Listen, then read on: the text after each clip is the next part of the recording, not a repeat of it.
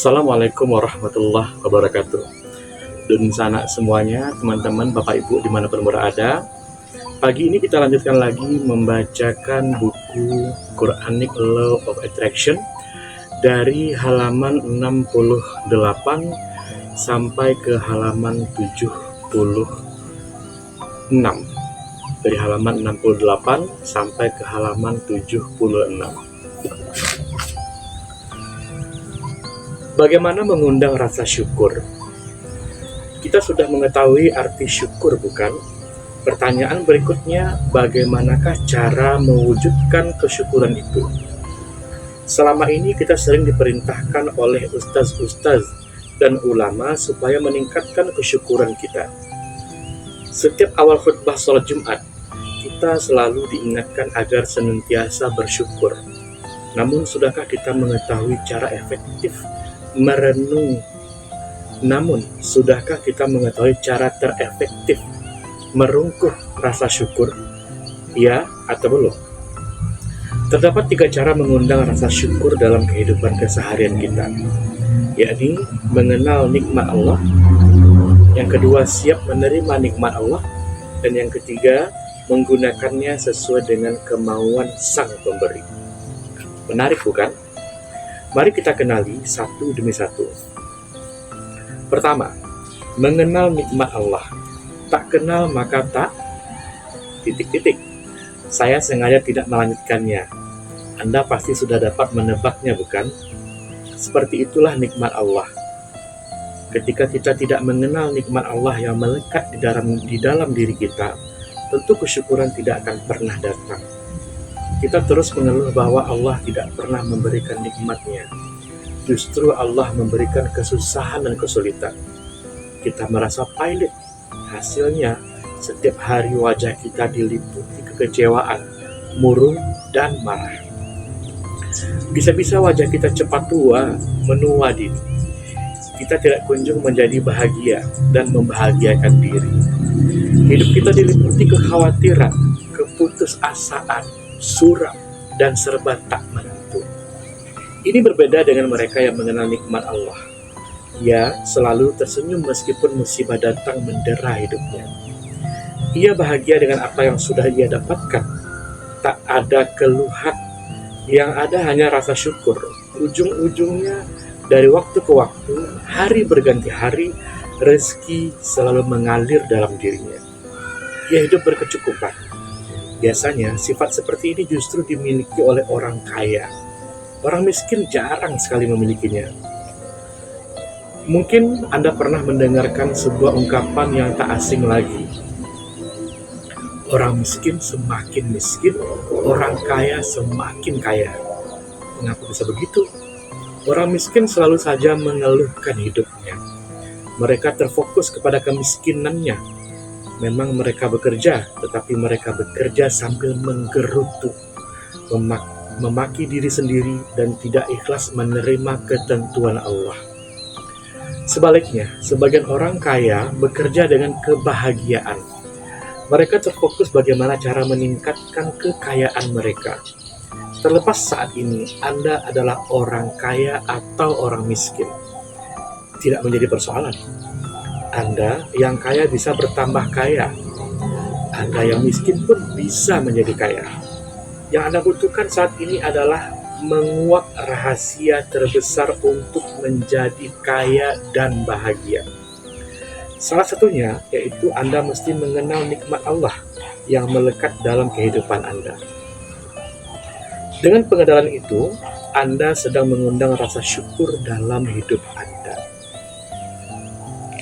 Untuk mengenali nikmat Allah sebetulnya sangat sederhana. Coba Anda jawab pertanyaan berikut ini. Apakah sekarang ini Anda selalu hidup dalam kecukupan? Apakah sekarang ini Anda memiliki kesehatan yang memadai? Tidak pernah sakit-sakitan? Apakah Anda pernah mengalami musibah, lalu Allah menyelamatkan Anda? Apakah Anda dianugerahi istri yang penuh pengertian, selalu mendorong semangat hidup Anda? Apakah Anda pernah mengalami kegagalan, lalu tiba-tiba Anda bangkit dan menemukan jalan keluar? Apakah detik ini Anda masih dapat bernafas, melihat, mendengar, berjalan, meraba, tersenyum, dan sebagainya? Masih banyak pertanyaan lainnya yang dapat Anda tanyakan ke dalam diri Anda. Tanyakan kepada diri Anda apa saja yang sudah Anda rasakan selama ini. Anda harus banyak bertanya pada diri Anda. Koreksi diri Anda dengan sederet pertanyaan. Upayakanlah menyusun pertanyaan yang menggambarkan kenikmatan yang sudah Anda dapatkan. Pertanyaan-pertanyaan di atas hanya sebagai pengingat saja dan sebagai identifikasi menikmati limpahan rezeki Allah yang sudah kita peroleh. Dengan demikian, kenikmatan-kenikmatan Allah yang melekat dalam diri kita semakin menyadari bahwa hidup ini perlu disyukuri. Kita menyadari telah diberikan banyak nikmat yang kalau kita mencoba mencongaknya, kita tak akan sanggup. Wa in ta'uddu ni'matallahi la tuhsuha. Andapun samudera ini dijadikan sebagai tinta, batang pepohonan sebagai pena, dan tanah lapang di dunia ini dijadikan sebagai lembaran kertas, tidak akan pernah sanggup seorang pun menuliskan satu persatu kenikmatan yang sudah dianugerahkan Allah. Betapa banyaknya nikmat Allah yang melekat dalam diri kita. Seyogyanya, setiap detik dan tarikan nafas kita senantiasa dihembuskan dengan rasa syukur.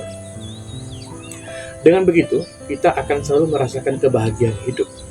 Tidak ada lagi keluh kesah, tak ada lagi raut wajah yang suram. Semua berganti dengan senyum dan semangat menjalani lika-liku kehidupan ini. Kedua, siap menerima nikmat Allah. Setelah kita mengetahui betapa banyak nikmat Allah yang mengalir di dalam hidup ini, langkah selanjutnya adalah mempersiapkan diri kita untuk menerima aliran nikmat tersebut. Sebagian orang memahami bahwa nikmat Allah itu melimpah ruah. Sayangnya, mereka tidak mengkondisikan dirinya untuk menerima nikmat tersebut. Malah mereka menutup diri. Misalnya, Anda adalah seorang saudagar pakaian. Supaya barang dagangan Anda laris, tentu saja Anda harus datang pagi hari sebagai wujud keseriusan Anda untuk berdisiplin dan memberikan pelayanan yang memuaskan kepada pelanggan Anda. Akan tetapi, kenyataannya, Anda kerap datang pada siang hari, bermalas-malasan dan selalu mengeluh. Dalam hati Anda sudah tertanam bahwa tidak ada pelanggan yang mau melirik barang dagangan Anda. Anda pun acuh tak acuh kepada pengunjung, berwajah murung dan suram. Tak ada senyum sedikit pun yang mengembang dari wajah Anda. Akibatnya, Anda tak jua mendapatkan rezeki sesuai harapan. Berdasarkan posisi seperti itu, Anda sudah menghalangi datangnya sumber rezeki. Anda tidak mempersiapkan diri menyambut datangnya rezeki dari Allah. Begitulah kira-kira ilustrasi jiwa yang menutup diri menyambut karunia Allah. Setiap saat kita semestinya membuka diri menyambut kedatangan karunia Allah. Karunia Allah tidak pernah pilih kasih. Allah tidak menyukai cara tebang pilih terhadap hambanya. Allah, Ia akan datang kepada siapapun yang mau menerimanya. Allah, Ia akan datang kepada siapapun yang mau siap menerimanya. Tak pandang bulu apakah muslim ataupun non-muslim. Karunia Allah secara fitrah mendatangi orang-orang yang memiliki kesiapan untuk menerima meskipun ia bukanlah orang beriman atau kufur. Ingat bahwa Allah Maha Pengasih, rahmatnya meliputi seisi alam. Lantas bagaimana cara kita mempersiapkan diri menerima karunia atau nikmat Allah yang berlimpah ruah itu? Awalnya, kita butuh menstabilkan hati dan pikiran. Zero mind and soul. Karena datangnya karunia Allah berawal dari hati dan pikiran kita. Ketika kita berpikir bahwa kita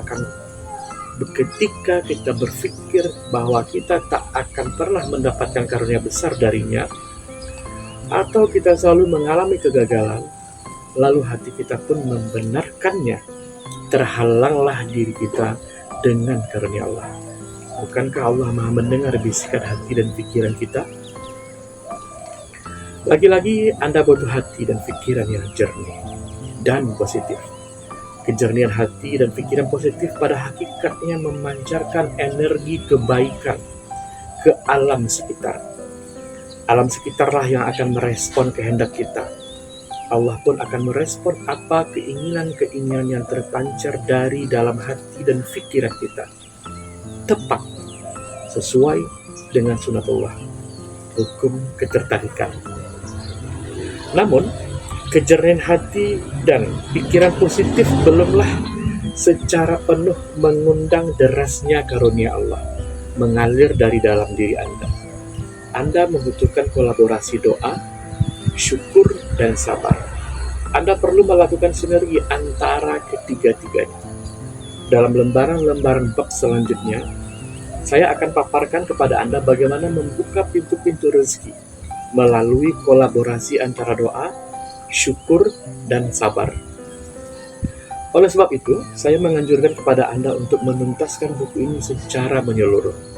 Anda akan mendapatkan secara terbaik bagaimana mengalirkan karunia Allah ke dalam hidup Anda, keluarga Anda, dan siapapun yang Anda inginkan.